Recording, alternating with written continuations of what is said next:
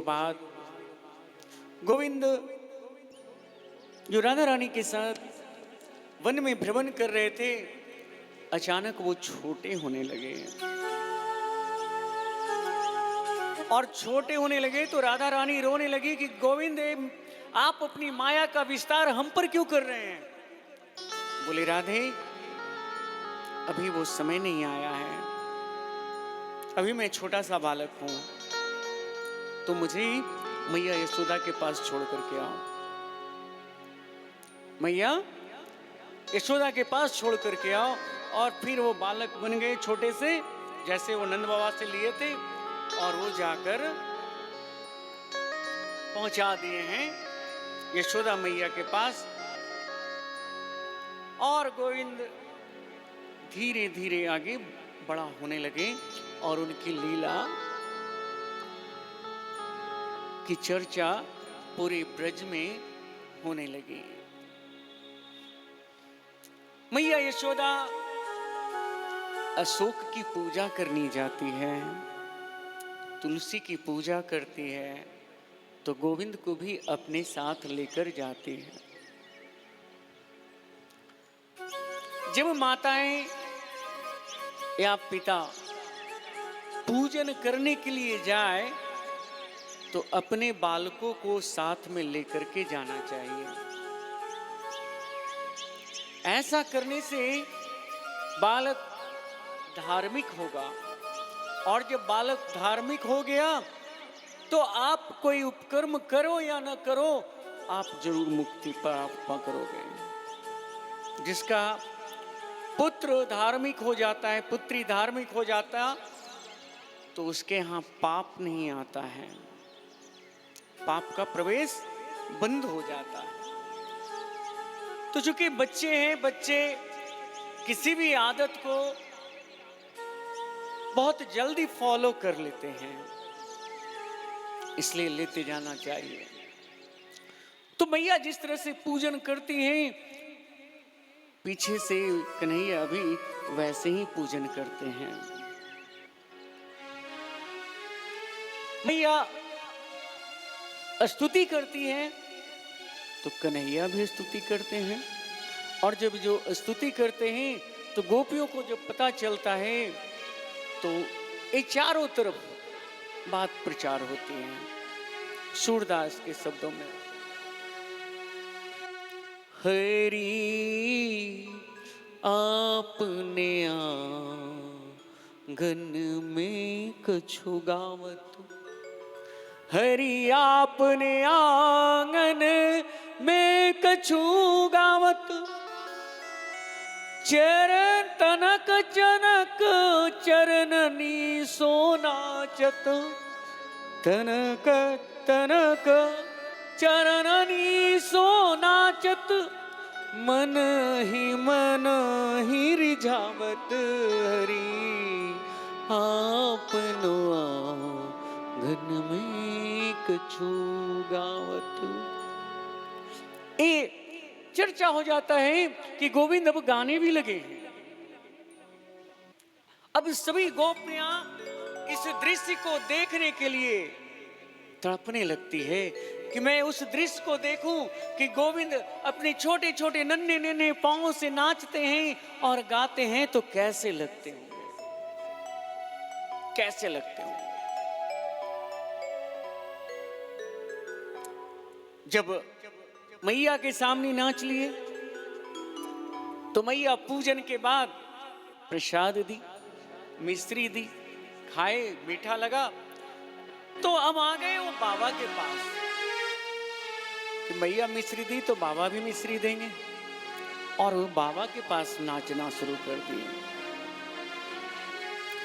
बली बली जाऊं मधुर सुर गावहूं, बली बली जाऊं मधुर सुर गावहूं, अब की बार मेरो कुंवर कन्हैया, नंद ही नाच दिखावहूं, नंद ही नाच दिखावहूं। सभी लोग प्रत्यक्ष अप्रत्यक्ष रूप में जो जहां जिस जगह पे है और गोविंद के इन लीलाओं को स्मरण कर रहा है। और गोविंद को तो वही पा सकता है जो गोविंद को स्मरण कर सकता है, स्मरण करेगा। गोविंद को वही पा सकता जो गोविंद को स्मरण कर सकता है। और इसीलिए भागवत आदि शास्त्रों में, वेदों में, पुराणों में लिखा हुआ है, तुम जिस भाव से भी हो गोविंद का स्मरण करो। एक कलयुग है, कलयुग में कर्मकांड उतना जरूरी नहीं है जितना जरूरी, कर्मकांड भी जरूरी है, लेकिन अगर परिस्थिति वैसी नहीं हो तो गोविंद के नाम का आपने स्मरण कर लिया, आपका पूजा पूर्ण हो गया। पूजा पूर्ण हो गया। आप देखते होंगे जब आपके यहाँ पूजा वगैरह होता है तो एक पवित्र मंत्र ब्राह्मण देवता बोलते हैं, ओम अपवित्र पवित्र वा सर्वा अस्तवा गतो अपि वा यः स्मृत पुंडरीकाक्षम वायवंत्रम शुचि। और भी आगे एक दो शब्द को जोड़ देते हैं। तो इसका मतलब क्या है? ठीक है, वो उस वक्त आपको जल छींटते हैं, ऐसा होता है और ये नियम भी है, लेकिन इसका मतलब ये है कि आप पवित्र हो या अपवित्र हो, अगर आपने नारायण का नाम का उच्चारण कर लिया तो अंदर और बाहर से आप पवित्र हो गए हैं। एक कलयुग है, बहुत सस्ता है पवित्र होने का उपाय। तो गोविंद का स्मरण करते रहिए, आपका कल्याण होगा ही होगा। गोपियां ऐसे ही गोविंद को स्मरण करती है। अब लगा कि हम नंद के घर तो जा नहीं सकते, वैसे तो भीड़ लगा हुआ रहता, लेकिन अब एक ही जन बार बार जाएगा तो कहेगा जरूर कुछ गड़बड़ है। तो कुछ ऐसा करो कि गोविंद मेरे ही घर आ जाए। तो गोविंद को बुला के लावे और बोले गोविंद जरा नाच के दिखाओ। अब गोविंद नाचे ही नहीं। तो किसी गोपी के मन में आया कि थोड़ा सा मिश्री देते हैं, थोड़ा सा मिश्री दिए, मिश्री खाए और बोले कि अगर तू नाच के दिखाया तो हम तुमको माखन भी खिलाएंगे और मिश्री भी। अब इतना सुनना, गोविंद वहां नाच के दिखावे, माखन मिश्री पावे। अब सभी गोपियां इस उपक्रम को अपनाने लगी। इस पे रसखान जी लिखते हैं, शेष गणेश महेश दिनेश सुरेश हूँ जाहि निरंतर गावे।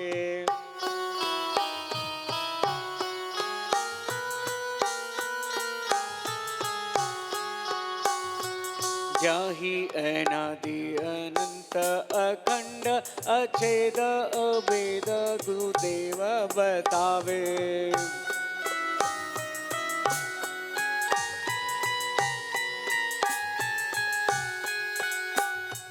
नारद से सुख व्यास रटे पचिहार तो पुनि पार न पावे।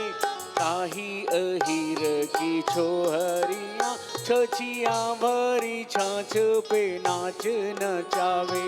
ताही अहीर की छोहरिया छछिया भरी छाछ पे नाच नचावे।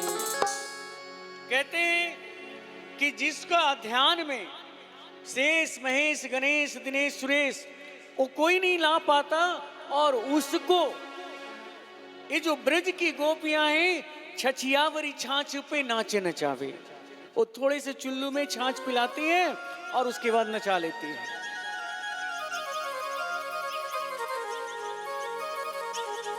आगे एक दिन गोविंद थोड़े बड़े हुए, इनके कुछ सख्या भी हो गए हैं, तो माखन को उठाए अपने घर में, और जब माखन उठाए तो उनको पता चल गया कि मैया देख ली है। मैया देख ली है, चुप है मैया। अब ये क्या करें? जैसे ही ये पलटे, देख लिए मैया उधर है, तो दूसरी तरफ पलट गए और उनको अपना ही प्रतिबिंब जो है वहां दीवार में दिखाई दिया। तो कहते हैं माखन खाएगा अपने प्रतिबिंब को, तो जैसा ये करे वैसा ही प्रतिबिंब भी करे।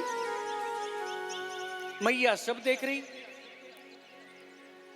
और मैया पूछती है कि लाला तू क्या कर रहा है? बोले मैया देखना, ये बालक जो है ना माखन मांग रहा है, अब हम दे रहे हैं तो लेता नहीं है। तो मैया तो ये सोचती है कि बालक है ऐसा कर रहा, लेकिन ये तो बालकों के भी। अब ये सोचे कि थोड़ी हम ब्रज में आए हैं तो माखन वगैरह सबका चख लेते हैं, भोग लगा लेते हैं।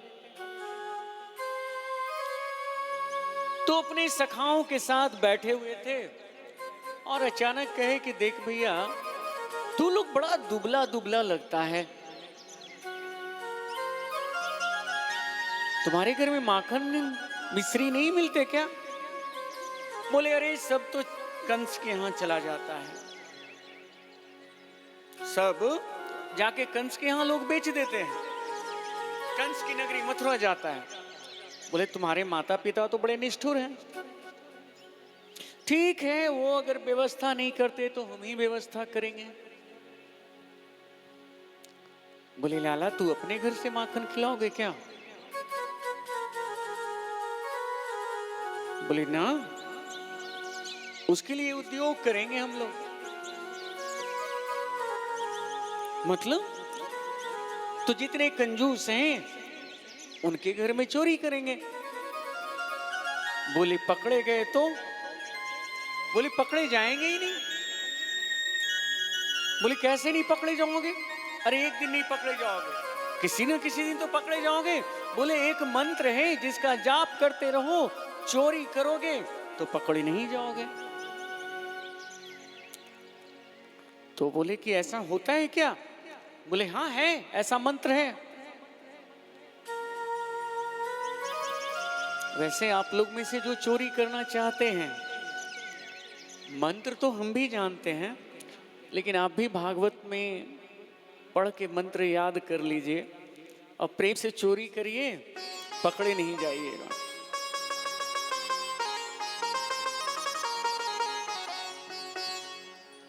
वैसे मंत्र तो हम नहीं बताएंगे, लेकिन एक ऋषि का नाम है जो कि चौर विद्या के लिए वो फेमस हुए थे, उनका नाम ही वो मंत्र है। तो बोले मंत्र का जाप करेंगे, पकड़े नहीं जाएंगे। बोले ठीक है, तो कल से तैयार, पहले पता करो किधर किधर से लोग माखन लेकर के जाते हैं और कैसे क्या करना है पता करो। और इस प्रकार बाल गोपाल चौर विद्या प्रचार मंडल का निर्माण हो गया। सवेरे का समय है, एक गोपी दधी बेचने के लिए निकली है, और वो दधी बेचने के लिए जो निकली तो कहती है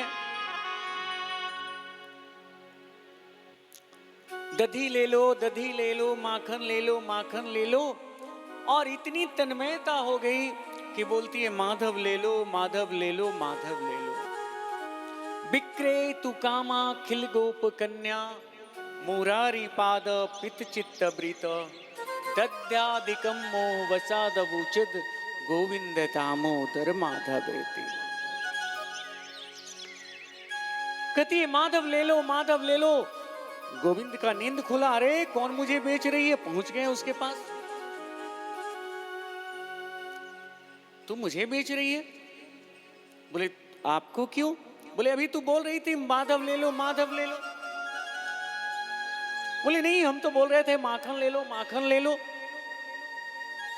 अब दोनों में बहस होने लगे। बोले वो सब नहीं, तू मेरा नाम इस्तेमाल करी है, चलो माखन लाओ। मेरे नाम लेकर के तू माखन बेच रही है तो मुझे टैक्स चाहिए। बोले आपको क्यों? बोले मैं ब्रजेश हूं, मैं ब्रजेश हूं, इसलिए मुझे तो चाहिए। बोले आप क्यों? वो तो दाऊ हैं, अगर देना होगा तो दाऊ को देंगे। अब दोनों में बड़ी मीठी बहस चल रही है और गोपी आगे बढ़ने को हुई तो इन्होंने उसके पल्लू को पकड़ लिए। गोपी को लगा पीछे से पकड़ लिया है, वो जबरदस्ती अपना पल्लू छुड़ा ली। अब जबरदस्ती पल्लू छुड़ा ली तो गोविंद मुंह फुला करके एक पत्थर था वहीं पे बैठ गए। गोपी को लगा कि पीछे से फिर वो आएंगे दौड़ के, नहीं आए तो पीछे मुड़ कर देखी गोविंद मुंह फुला के बैठे हुए। तो गए लाला गुस्सा हो गए कि अभी कुछ बोले ही नहीं। जब 2-4 बार आग्रह की नहीं बोले तो बोले ठीक है जर जा, हमें भी तुमसे मतलब नहीं है। वो आगे बढ़ी, एक पत्थर उठाए और अच्छा निशाना लगाए, उसके मटकी पे दे मारे और ऐसा दे मारे कि मटकी फट गया और उसमें जो जितना भी दूध दधी था पूरे शरीर पे लग गया। अब देखे कि मटकी फूट गए, दौड़ते हुए वहां से भागे।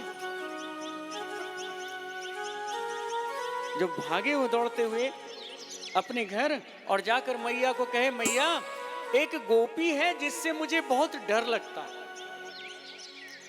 तो मैया सोचने लगी कि अगर बालक डरने लगेगा, डरपोक हो जाएगा तो जीवन में कुछ कर नहीं पाएगा। क्योंकि डरा हुआ बालक, जितने बालकों को हवा से डराते हैं माता, वो बालक जो है बड़ा भीरू हो जाता है। तो मैया बोले कि आज इसका डर को निकाल देते हैं। देखे कि वो गोपी पहुंचती है, ऊपर से नीचे तक दधी है। तो मैया बोली ये क्या हाल बना रखी है? बोले ये तेरे लाला ने ऐसा किया है। बोले हाँ रे लाला, तूने ऐसा किया? बोले रे मैया ये बहुत ही कंजूस गोपी है, बहुत ही कंजूस गोपी है। तो गोपी तो सोचने लगी कि इसको हम दिए नहीं इसलिए बोलता है कि ये कंजूस है। लेकिन मैया पूछी कि ये कैसे कंजूस है? बोले 2-3 दिन पुराना दधी बेचने जा रही है। जिस दधी को फेंक देना चाहिए एक गोपी उसको बेचेगी। अब मैया सुनो, जो पुराने दही को खाएगा तो उसकी तो तबीयत खराब हो जाएगी। अब तबीयत खराब हो जाएगी। मैया तू तो जानती है कि हम आरोग्य प्रचारक मंडल के अध्यक्ष हैं, हम कैसे लोगों को तबीयत खराब होने देते।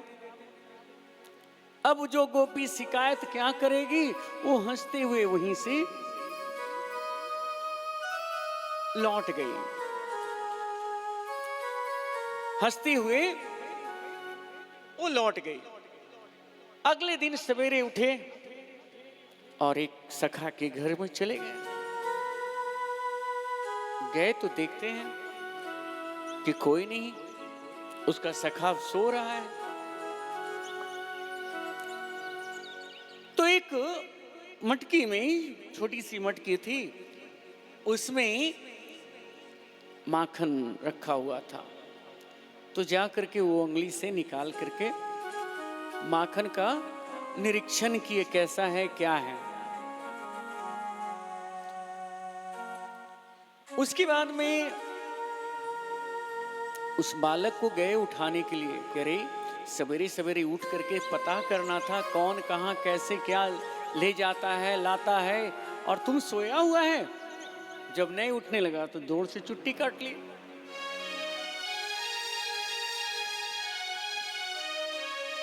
चुट्टी काट लिए, तब वो उठा। पीछे से उस घर की जो बड़ी गोपी थी वो कहती है, तू कौन है? तो कहते मैं कृष्ण हूं। अच्छा, यहां क्यों आया है? तो अपना घर समझ करके हम आ गए। बोले आया तो ठीक ही था, लेकिन ये जो माखन की जो मटकी थी उसमें अंगुली क्यों डाला तुम? बोले अरे उसमें चींटी लगा हुआ था, निकाल दिए।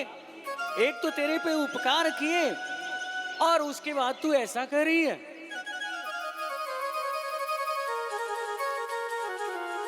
फिर आगे गोविंद की लीलाएं चलने लगी। माखन चोरी की लीला। सभी गोपियां उलाहन लेकर के नंद महल में पधारती हैं। नंद महल में पधारती है और अपना अपना शिकायत यशोदा मैया से करती है।